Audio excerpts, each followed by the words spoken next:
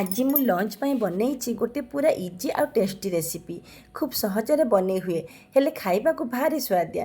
ताले चलतु आ डेरी नक आज टेस्टी रेसिपी टी देखा। प्रथमे मु कंचा आलू को भल भाव में धोईकी एमती छोट छोट कर काटिनेली तापर सिझेदेली। एबे ये सिझी आलू अल्प हलदी गुंड लंका गुंड लुण को पकईकी भल भाव में सब मिसईदेली। तापर कढ़ाई रे तेल गरम होगापर आलू सबको पकईकी टिके भाजीदेली। एबे गोटे गिनारे दही नेली आ सेथिरे धनिया गुंड जीरा गुंड हलदी गुंड लंका गुंड को पकईकी भल भाव में सबको मिसईदेली। एबे देखुंतु कढ़ाई रे पुणी तेल गरम होगापर तेजपत्र गोटा गरम मसला और जीरा को पकईली। तापर पियाज कटा को पकईकी टिके भाजीदेली। आ सेथिरे अदा रसुण पेस्ट को पकईकी मसला सबको भल भाव में कषिनेली। तापर भजा होइथिबा आलू सबको पकईकी सेथिरे दही को मिसईदेली।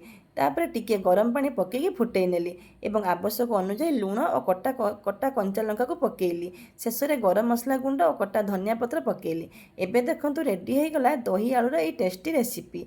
आ दही आलू को गरम भात सहित खाइले बहुत बढ़िया लगे।